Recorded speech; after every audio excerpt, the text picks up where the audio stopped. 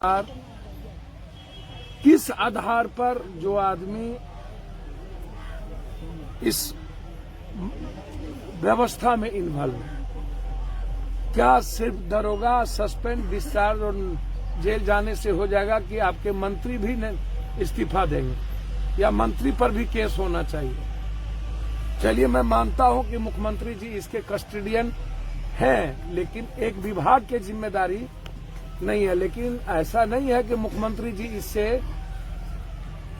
अपनी पीठ झाड़ लेंगे। लेकिन मंत्री जो विभागीय है, क्या उस पर जो लगातार मौत हो रही है गोपालगंज में, इसके पहले भी हर दिन 1.5 करोड़ 2 करोड़ का यदि माल आपके यहाँ पकड़ाता है, वो गोदाम किसी न किसी एमपी एमएलए के रिश्तेदारों के नाम से वो गोदाम का भाड़ा होता है, तो फिर उस गोदाम के मालिक पर एफआईआर क्यों नहीं हुआ आज तक? क्या कारण है? उस पर केस क्यों नहीं होता? 2 करोड़ आप एक साधारण सा कर्मचारी को जेल भेज करके गोदाम के मालिक को बचा लेते हैं, चाहे वो बउआ डॉन हो, चाहे मुकेश हो, चाहे प्रमोद दास हो। ये कौन है बउआ डॉन? प्रमोद दास, मुकेश सिंह। ये जो मुजफ्फरपुर है, बिहार का सबसे ज्यादा दारू उत्तर बिहार में मुजफ्फरपुर, उधर पूर्णिया, दरभंगा और मुजफ्फरपुर, यहाँ दारू का डंप होता है। डेली मिनिमम 1000 ट्रक से ऊपर मुजफ्फरपुर आता है।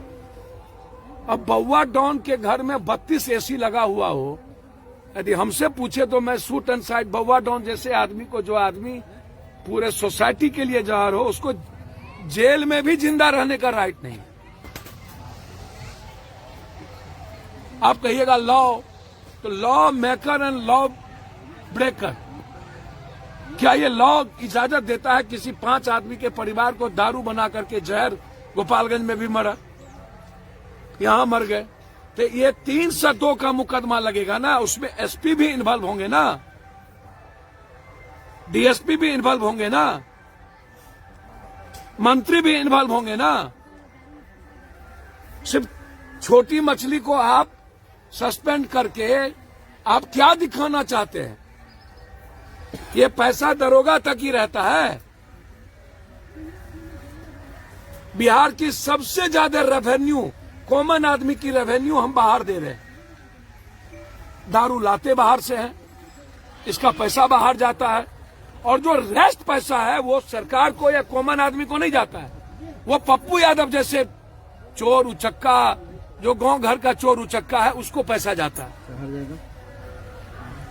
अब आप हमको जरा बहुत क्लियर बता दीजिए,